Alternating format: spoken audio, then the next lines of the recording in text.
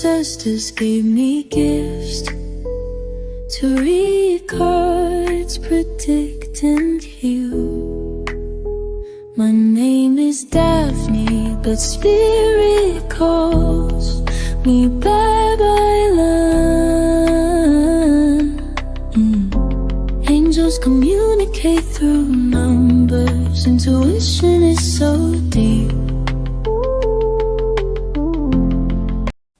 Hi everyone! Welcome po sa inyong almost personal reading. I want you to know that this is a general reading, so you may resonate po sa buong reading na ito or baka konti lang. Take what's only yours. I also want you to know that this is a timeless reading. So, whenever you find a video, the message is meant to find you.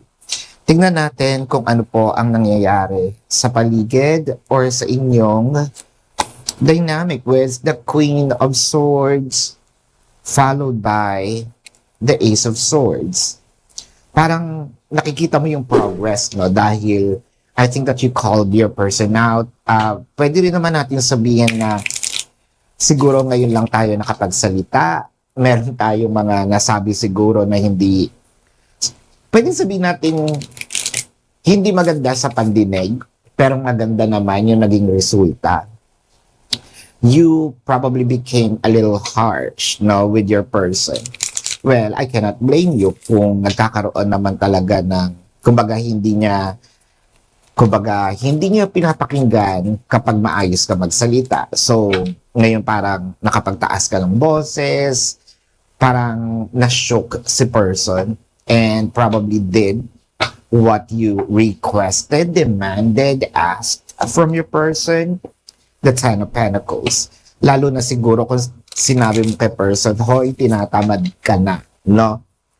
You became a little lenient siguro, no? Nitong mga nakaraang araw, linggo, or buwan.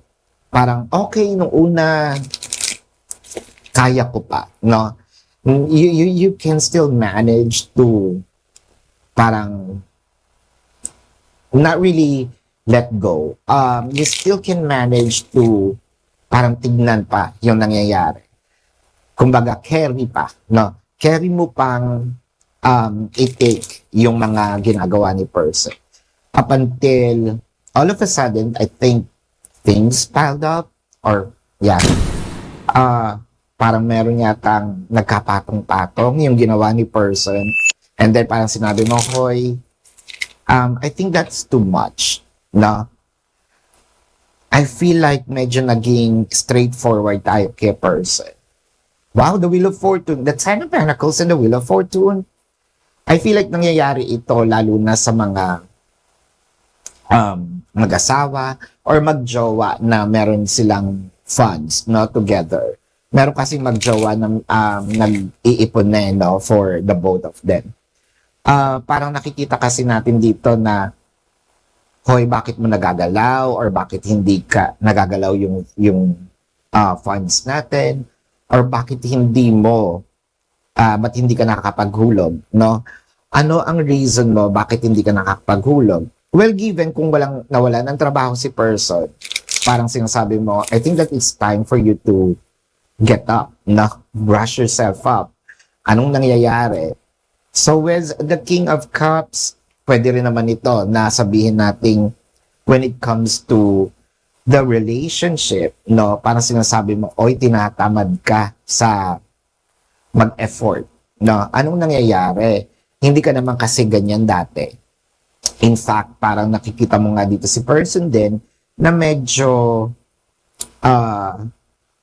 complacent, medyo nagiging wala akong pwedeng parang positive script dito. Tinamad talaga. Okay, tinamad. Mag-effort, no, din si person. If this is not, sabihin natin, has something to do with the funds, then this is their energy, no? Their commitment.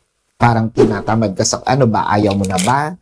Kasi parang, nagiging parang nasasanay, no?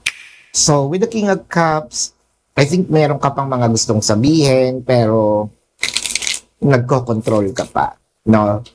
I think one of your questions are, mahal pa kaya ako ni person? Or pwedeng, does my person still cares about the connection?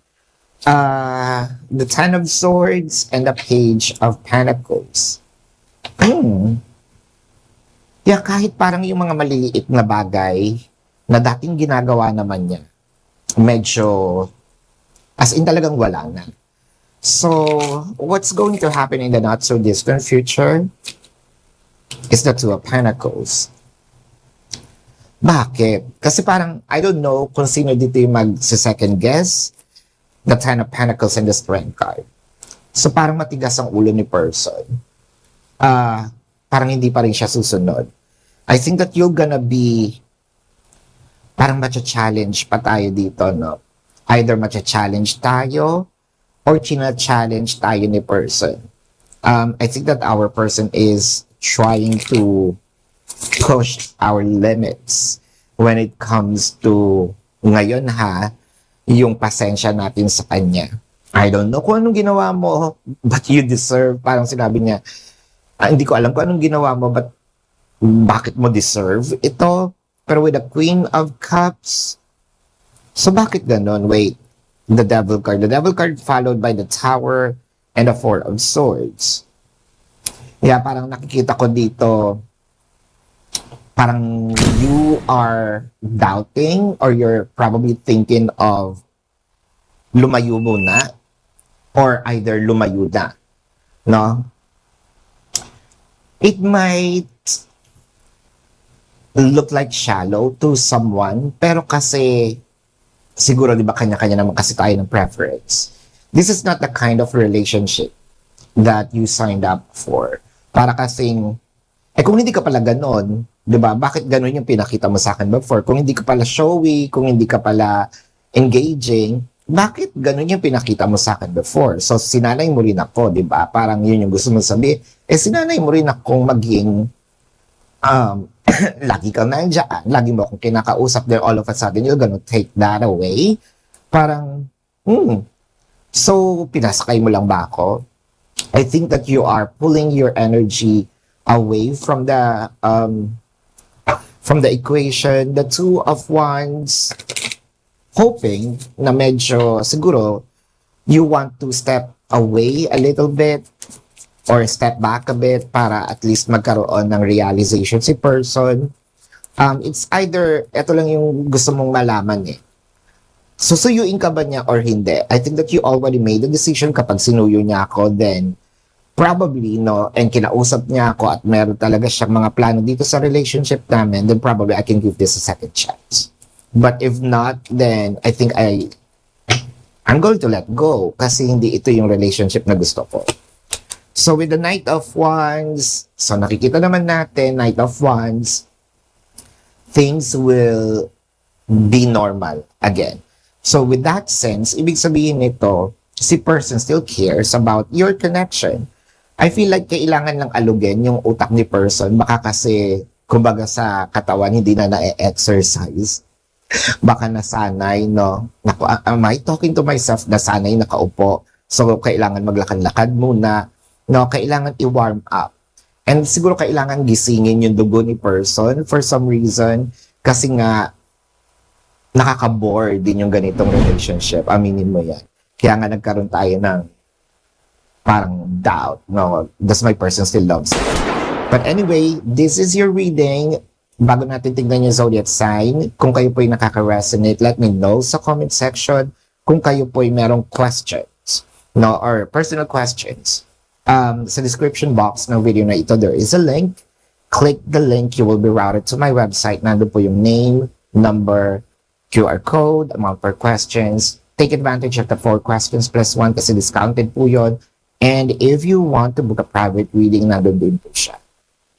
Now, let's check the zodiac sign of the person. This can be their sun sign or a placement in their chart.